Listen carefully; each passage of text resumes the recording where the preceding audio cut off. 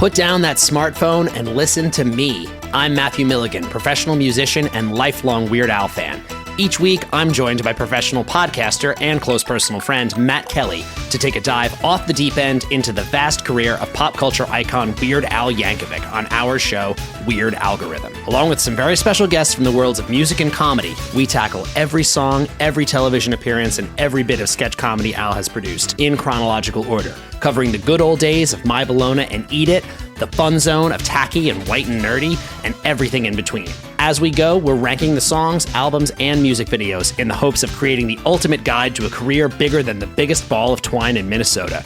So the next time you're having one of those days, stuck in a traffic jam, wondering why does this always happen to me, just kick off your sneakers and stick around for a while because we've got it all on Weird Algorithm, available wherever you get your podcasts. And now you know. Was that enough references? It is mind-blowing. And heartbreaking. How many original scripts are written every year but are never made? So we seek out these scripts and bring them to life with full audio production and professional actors. Check us out at Undiscovered Scripts, Movies made of paper. wherever you get your podcasts. Free!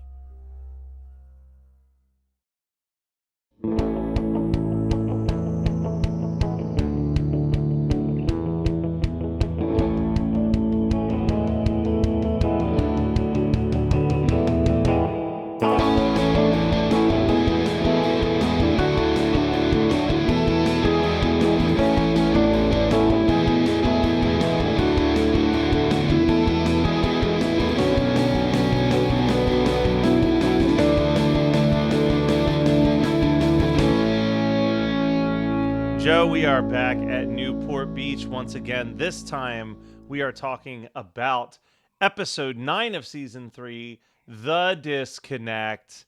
And whatever Joe, could it mean? What could it possibly mean? I want to jump to the moment where I was screaming at my television, which is later on in this episode. Now, I can't even figure out if it was annoyed scream or delighted by the absurdity scream, just that I did in fact scream. So part of this episode is that Ryan and Matt have to work on a proposal in like 24 hours for potential investors. Mm-hmm. And Matt's like, we're going to pull an all-nighter, boss. You can count on me. And then he takes Ryan to a strip club. And he immediately goes to the champagne room with this stripper and like pays for Ryan to get a lap dance. Right? It's wildly inappropriate in every possible way. Yeah. And then next day, it's time for the meeting with the investors. They are not like nearly as prepared or ready as they should be. Investors drop out, right? Yeah. Sandy shows up at strip club. He's rightfully pissed. He yells at Matt for kind of fucking this up and all the things that he did wrong. And you see a stripper watching Sandy Cohen leave. And then this stripper shows up and is like, Matt's a friend from school. I'm going to law school. And also, I was the one who connected him with the investors. Yeah. So I can fix all of these problems. Yeah. And I was like, this is a bridge too far, Joe. This is officially I could buy Is this where the jumping of the shark happens? Here's the thing. I could go along with the ride until the like I'm the one that connected him with the investors. And I was like, what is this show? Like, it's insane. Matt, if I was in charge of naming this episode, and by this episode I mean like this episode of our show of White People Problems, I would call it Stripper Ex Machina because because you know, stripper comes down. I feel bad. I feel a little. I have to say, maybe it's my like cis male privilege, but I do feel bad that we keep calling her stripper. We don't know her name. Well, the show also didn't give us a character name, so unfortunately, she's just stripper. She's Maybe a stripper lawyer. Stripper lawyer. Maybe she gets a name in a future episode. Maybe she Stripper joins the Esquire. firm. I don't know. Yeah, like it's ridiculous. But yeah, just like like you said, like the hand of God. Here she comes into the office to fix all of their problems. Yeah. So like the magical stripper, I believe, is what Spike Lee calls them. So basically, he's been like booking the champagne room to like talk the therapy to like therapy with this girl. Which, like, first of all, that's great that your friend wants to give you. First of all, it's great that your friend wants to give you money, and then it's guaranteed that you are gonna have like a positive experience in the champagne room, right? Where there's no pressure. Yeah, there's no sex in the champagne room. I'm not sure if you're familiar with that Chris Rock song, but I've heard of it. I've never been to a strip club, so I've never been there. Do you remember the "Everybody's Free to Wear Sunscreen" song? Is that the one where it's like wear sunscreen? Yeah, that. Yeah. Chris Rock did a parody of it called "There's No Sex in the Champagne Room." Where he's talking about all the rules in the champagne room. And my favorite line was like, now don't get me wrong, there's champagne in the champagne room. Just no sex. But yeah, no, that's the only thing I know about champagne rooms. Thank you, Chris Rock, for teaching me that important rule. But yeah, no, the first half of that, like I said, the first half of it, as absurd as it is, I can still buy it. It's definitely I connected him with those clients line where I'm just like, what is happening? Where is like, this is so ridiculous. They're clients of mine. That's how we got them. We worked together. We exchanged numbers and portfolios and like, I don't know. They slipped me a 20. I slipped them a prospectus. Like, well, that's what I was going to say. Let's pretend you are a businessman who goes to this strip club with such frequency that you have a regular champagne room stripper that you utilize. You have a regular stripper. And the dream. And she says to you, oh, one of my other regulars does that type of work and would love for you to invest in their business. Are you going to take her up on that offer even one little bit, knowing that you're both just connected by having the same champagne room stripper connection? Like, well, here, I watched Hustlers, right? Like, yeah, I did too. I saw it in theaters. And so you saw Hustlers in theaters? Oh, of course I did. I had Movie Pass back then. Oh my God, I saw everything in theaters. I watched Hustlers, and part of me wouldn't be surprised if, lawyer stripper was like, you're going to meet with my friend, or your wife's going to know. Yeah, that's true. You've been doing. True. Like, that's where I thought that was going to go. But no, it's just very reputable, which is just like, this is the epitome of like Newport Beach, right? Like, even the strippers, you can take a corporate meeting, the strippers will get you connected. Yeah, you're just having a meeting at the free brunch at the strip club on a Sunday morning or whatever. Like, but that's like a very small little subplot, honestly. Now let's talk about the most obnoxious subplot in this episode, which is Seth Cohen just leaning into being one of the absolute most pathetic characters in television history, having a conniption fit that his girlfriend might actually be smart. Maybe even a little bit smarter than him. But the way he's acting, that like, this is the exact same thing that we were complaining about with Summer, where like Seth had this incredible experience where someone was interested in buying a comic book that he created, and she could not focus on anything more than like, how does this affect my time with my boyfriend? And now here he is just like trying to prove that she's like an anomaly. Like, he says something shitty like, well, I heard somewhere that if they took a bunch of third graders and put them in a room, that one of them would ace the STTs or SATs by mistake. The STDs. Yeah, the STDs. The SATs by mistake. And she's just like, well, not a third grader. And then just walks away. Like, as much as Seth annoyed me in this episode, my love for Summer like quadrupled this episode. She oh is my so God. No.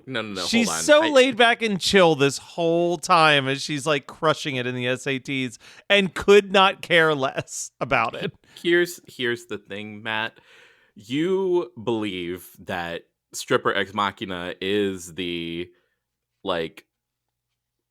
most incredulous part of this episode. I believe that Summer is a genius is the most like incredulous part of this episode, because it just comes out of, again, it comes out of nowhere, right? Like, we all know that Summer has and it comes out in this episode that Summer has like the kind of emotional and social intelligence that Seth doesn't. But the fact that now we add it, so she's actually the full package. Yeah, that is okay. Like, that's get fair. out of here with that. And I don't mind that, because like I don't mind that as much as I mind, like, I'm less annoyed by that than I am about Seth's response, which is like typical fragile masculine. Like, this is the reason why in rewatches of the show, and this is how you know that, like, I know that I've grown, is that Seth's response to this is really poor. Oh, terrible. It's a really, terrible really response. poor. Because it no matter how you slice it, if you're not going to be open in the first place about what it's making you feel, your response to it, and it does come out in the episode, and his response is entirely like awful, and just like it makes it feel like a competition. And I was like, dude, Summer resigned herself to the fact that like she was just gonna, stay in California and all of this. Like, she now has something more for herself. Yes. But the fact that like now we're just like, oh, Summer's a genius. Like, Summer's the full package now. Look over here. I don't know if you've started to notice this, but I think we talked about it in a recent previous episode. But like, this whole thing where you can see the seeds planting because maybe they've now figured that Marissa's gonna die, right? Yeah, they're like trying to get the next place in this very bizarre version of a storytelling option that they've created. Like, it's, I mean, let's say what it's, so this is the weird thing, is that I almost wish that I had been doing the star rating thing since the beginning, because I feel like my stars don't reflect the quality of this season at all. This was actually an episode that I ended up being like, yeah, you know what? This was like a harmless, easy watch, 3 stars. But I don't know if it's getting 3 stars because I'm enjoying these episodes, or I've just accepted that this show is bad and I'm not being as invested. So like, as long as no one's getting hit by a car or gunshots are going off, I'm just like, oh, what an easy breezy episode of the OC. Yeah. Like there was no large screaming fight that happened in this episode, so my anxiety wasn't through the roof. So it's a 5 out of 5. Perfect episode, because I've just been beaten down by all of the episodes before it. Let's pause on the Summer and Seth thing. I think we need to very quickly talk about the Kirsten Julie subplot in this episode, where they're trying to come up with their business idea. The useless subplot. We didn't need a C story. This is a D story, Joe. There are 4 plots. What? Happening. This is a D story?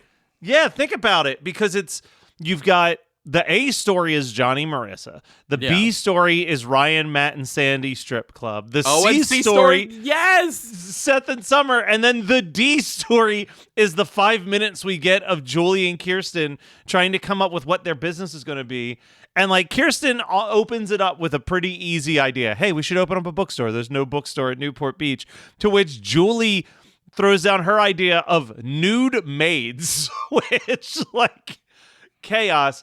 Then we get this dumb concept of they're like, oh, we're going to be caterers or whatever. Like, Kirsten's gone from the person whose biggest culinary experience is ordering out really well, is now so good at cooking post-rehab that they can open a catering company. And this guy's like, hey, I've got a private event happening, $5,000. for you two to cater it. And then they show up and no one's there, and he's pulling some creepy bullshit of like, I'm still going to pay you $5,000, but I just want a night alone with Julie Cooper. To which she's like, yeah, I wasn't interested. Like, she goes on the date, and then afterwards, there's nothing to talk about. And that's when Kirsten, it's insane that Kirsten's the one that pitches this, is like, we can run a high-end dating service. That's called prostitution, Kirsten. And if this subplot doesn't end with her getting arrested for prostitution or soliciting, I don't know what will, because you can't charge people $5,000 for a date and people not to expect that sex is somewhere on the ticket that they're paying for. Well, you can in the state of California, I believe you can do that in the sense that like what the thing that you have paid them for is their time. And then whatever happens between them. I mean, like this is the gray area, right? Like, lawyer stripper would tell you that this is the kind of advice lawyer stripper gives you. You know what? That's the spinoff that I would have watched the shit out of. If like when the OC went away, they're like, because the spinoffs are never on like one of the main cast members. It's like this character that showed up for one episode, and it's like, I wonder what their life's like. I would watch lawyer stripper, like lawyer by day, stripper by night, solving most of her cases through conversations with her regulars. Like, Joe, let's get on it. We could sell this. We could sell this to CBS. It would be now. like lawyer stripper, Matt, and then Chili, right? Like Chili's the intern. Yeah, exactly. Yeah, lawyer you gotta find stripper, like she's still having to strip a little bit, but we're keeping it secret from the rest of the firm. Yeah, but now she's not doing it for the money. She's doing it for the kicks. She just enjoys it. And there ain't nothing wrong with that. That's what I want to stress. But yeah, the Julie Kirsten subplot, worthless.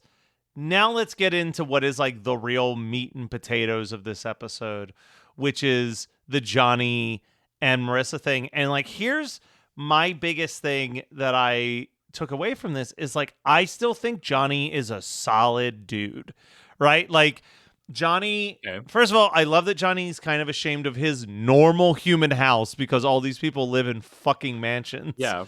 But I love him pulling Summer to the side and is essentially just like, you need to get Marissa to stop helping me because I know that I have feelings for her. And I don't want those to blossom into something else. I don't want to say anything that will get any of us in trouble. Like, it is actually a very respectful, because I think that every one of us at some point in our lives has gotten a crush on a friend's partner in some way, shape, or form. And we just know, all right, I need to like pull myself away a little bit, or I need to work internally on what these feelings mean, but I am certainly not going to put these into action at all. And he is trying his absolute best to be a good, respectable person about these emotions, because not only does he like Marissa, he likes Ryan. Like, he doesn't want to hurt Ryan in that way either. So yeah, I love that.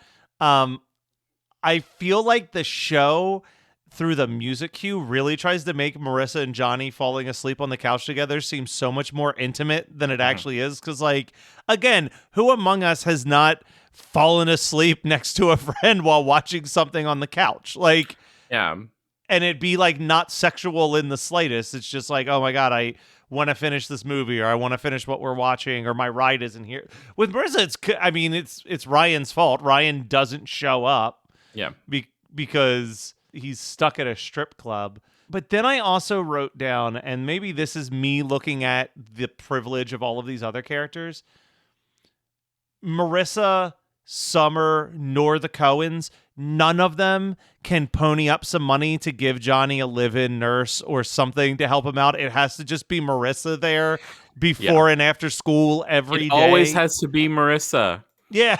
It's like, so like that was getting me so annoyed because I'm like, you guys have so much money that you throw away at so much stupid shit, and just paying for like someone to show up when his mom's at work for a couple hours would be nothing. Like, it would be pennies to the dollar in comparison to what you spend on like a daily trip to some nonsense place. Then I wrote down this line that I laughed at so hard when I thought of it. So Johnny slips and falls and retwists his ankle. And Marissa gives him some drugs. And I guess she gave him a little too much because he's a little bit looser with his thoughts and his feelings. And he says, "You're making this hard." And she says, "Making what hard?" And I wrote, "My dick."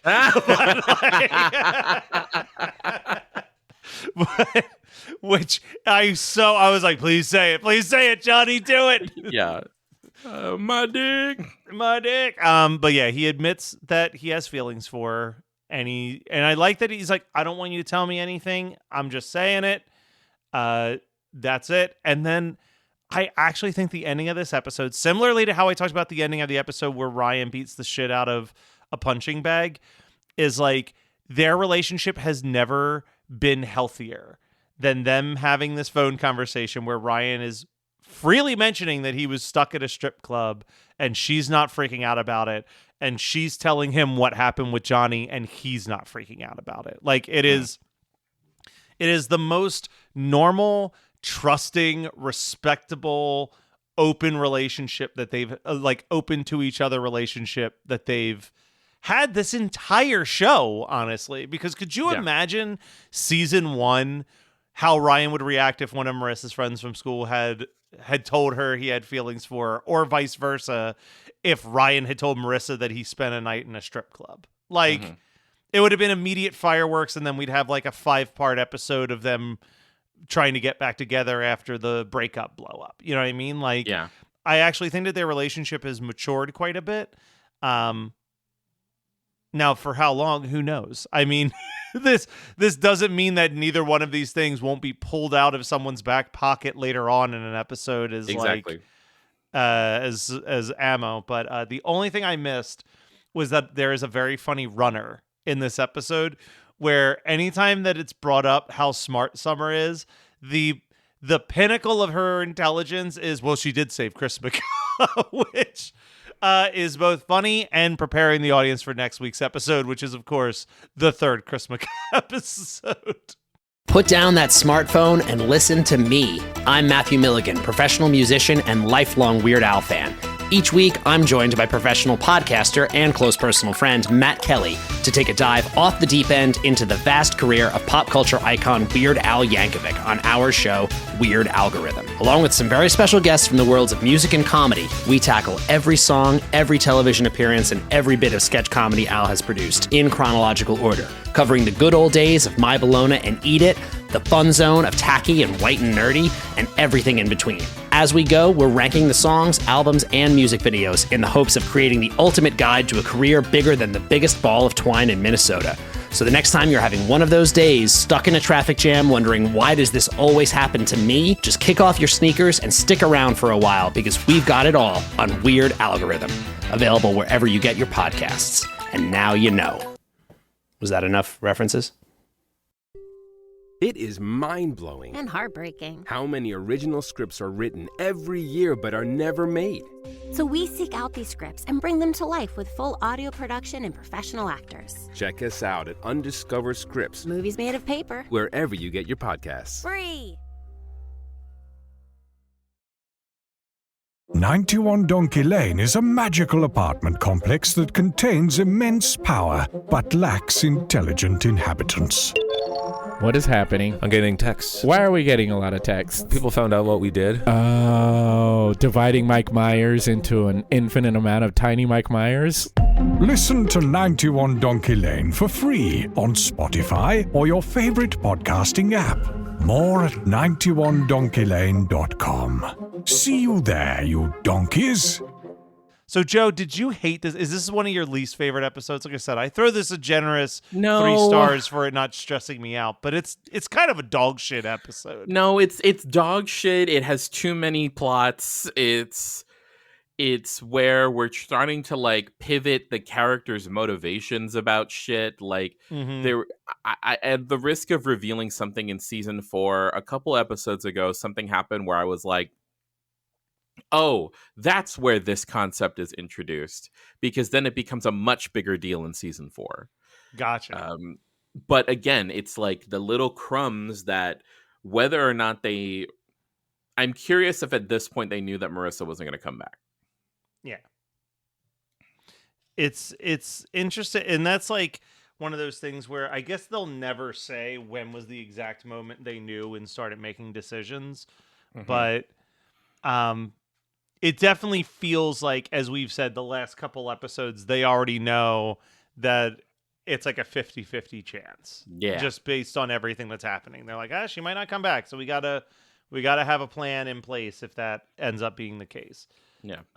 But, all in all, I still think that season 3 is the worst, but I don't think that this episode is the worst. This isn't even the worst episode in season 3 so far. Like, this is such a middle of the pack, forgettable episode. I will never. Oh, well, I can't say I'll never forget about this episode because, like I said, I was screaming at my television when she said they're my clients. Like I was like, what is happening?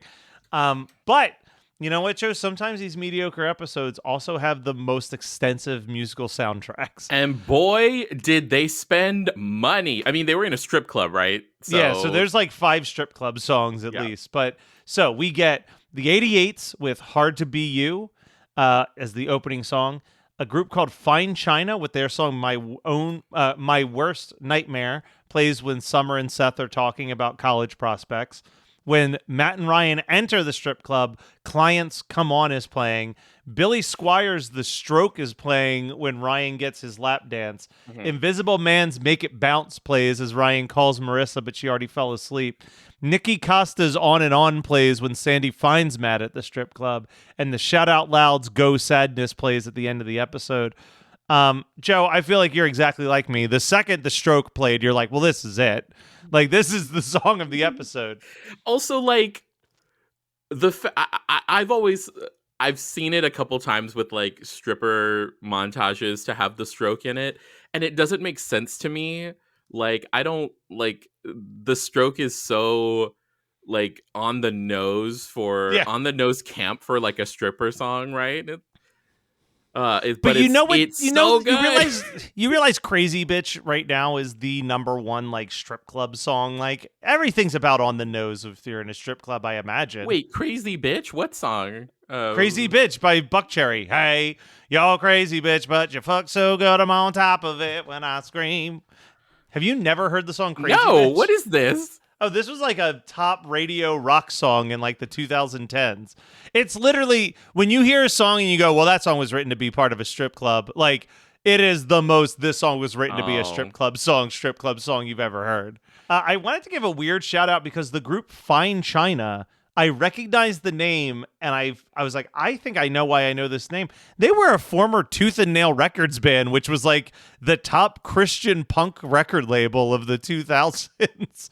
So I don't know if they still. So Tooth and Nail's kind of weird in the sense that the owner of the label was religious, didn't want to run a religious label, but would sign a lot of religious bands and thus became known as a religious label. So there's definitely a handful of bands that have absolutely no religious ties whatsoever who just happen to like do a couple albums on there. And it's kind of hard to tell them apart because one of his only rules was like, don't curse on your albums on my label, basically. So I don't know what the story is with Fine China, but their Wikipedia just calls them an alternative rock band. So I'm going to say that even if they were, they aren't anymore. And Tooth and Nail Records was a huge part of my pop culture history, and the OC was a huge part of a lot of other people's pop culture history. So I think it's time for us to talk about some of the pop culture stuff that we've been popping into over the last couple weeks. And I've got a very quick one. I read a delightful graphic novel that had won a couple, I think it won like a few awards. I can't remember off the top of my head now what any of them were, but it's one of those books where it even has like the little seal in the corner saying like this is an award-winning book, called El Defo by Cece Bell. And it's written by an actual deaf woman about her experiences being deaf in the 50s as a little girl.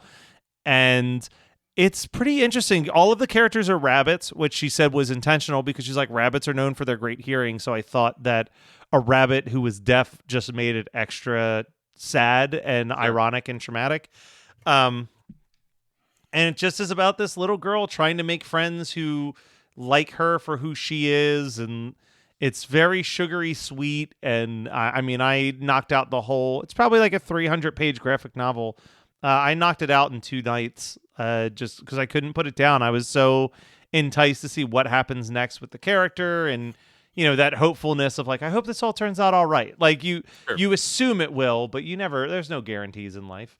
Um, so that's my big recommend. But how about you, Joe? What have you been diving into? For whatever reason, I'm like revisiting a lot of like formative um, gay film television. Like I just feel I don't know what it is about the cold and the winter, but it's making me ruminate a little bit on the culture that made me say queerness was for me. And so the one I want to talk about right now is Looking, which was at the time was on HBO, as an HBO original series.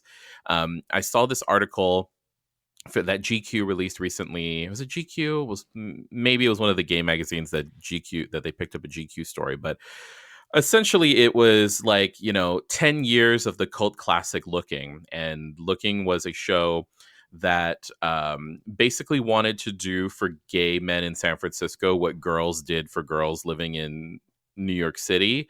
It's about a very tight-knit group of friends living in San Francisco. This came out in 2014. And the article goes on to talk about the staying power of a show that only did 2 seasons, and then they closed everything. Once they were canceled, they did put a cap on everything with like a 90-minute movie. Okay.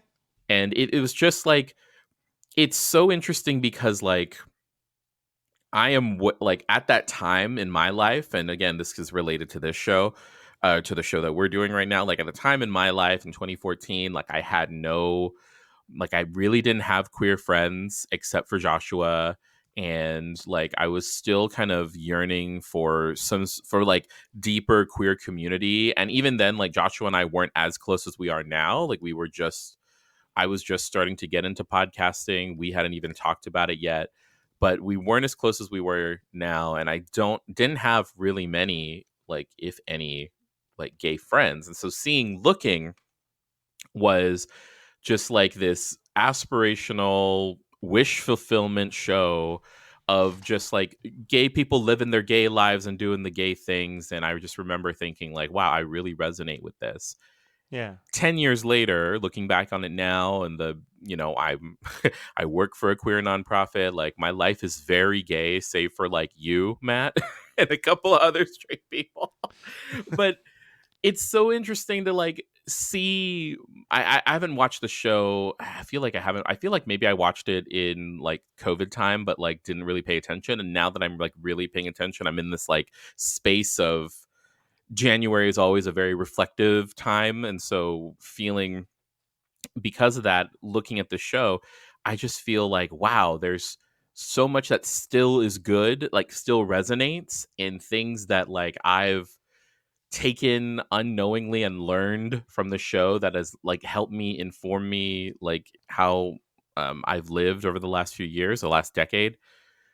But in other ways, like it's also cringe, and just like seeing how, I identified with the main character so much, but he's like so needy. He's so cringe and needy. And I'm like, oh no, where did that come from? So it's just been nice to like have those moments where like, oh, this, and then I'm doing this bit. I have a group chat with some gay friends where every time I see like an actor that's like has like a bit part in the show, but they're like now kind of a sort of famous gay actor, or like, maybe like a C-list, D-list gay actor, I just text the name of them. I just text the name to people, because I'm like, there's actually a lot of them. And this show did a really good job of trying to hire as many queer actors as possible. It's so good. Scott Bakula's in it as like this 60-year-old daddy. I'm trying to make Matt love it. I'm sure listen, I will check out damn near anything. I've just set up the impossible task of trying to watch all 40-something seasons of Survivor, and I'm still only on season 2. So my backlog is all backed up right now with junk. But I'll make sure that that's something I check out. That sounds like something I would probably enjoy, and it's only 2 seasons. So like, it's only 2 seasons and a 90-minute movie, and each episode is 30 minutes. So yeah, see, it's really good. A little. If you do easy check one. out Looking, please let me know, and like I would love you. I mean, maybe that You season. would be the first person you'd hear from. What did you think in that season 6 or 5 or 6 of White People Problems? I mean, I don't know. There's a lot of white people, and they got a lot of problems. There's white people in the show, and they got a lot of problems. In fact, I was commenting it with a friend who was living in San Francisco around the time that Looking was being filmed there, and he was like, "It's so weird that like there are no gay Asian male characters in a show that takes place in San Francisco." Yeah, at that now, time, listen. and I was like, "Yeah, because racism, and Well, that's why we do this damn show, right? Because white people Mm-hmm. problems matter just as much as everybody. Yeah.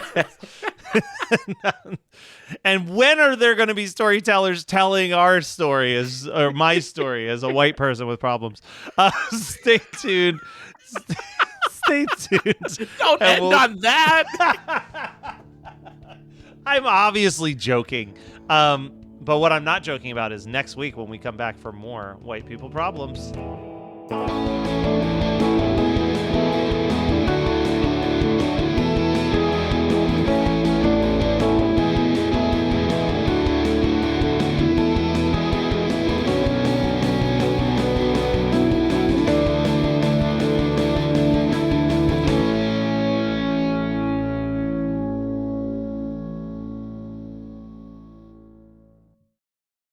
Put down that smartphone and listen to me. I'm Matthew Milligan, professional musician and lifelong Weird Al fan.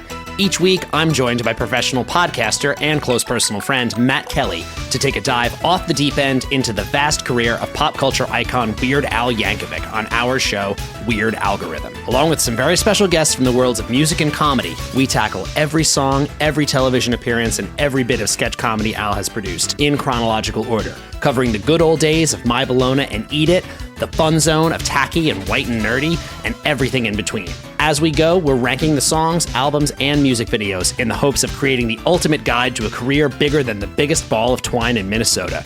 So the next time you're having one of those days, stuck in a traffic jam, wondering why does this always happen to me, just kick off your sneakers and stick around for a while because we've got it all on Weird Algorithm, available wherever you get your podcasts. And now you know. Was that enough references? It is mind-blowing And heartbreaking. how many original scripts are written every year but are never made. So we seek out these scripts and bring them to life with full audio production and professional actors. Check us out at Undiscovered Scripts, Movies made of paper. wherever you get your podcasts. Free.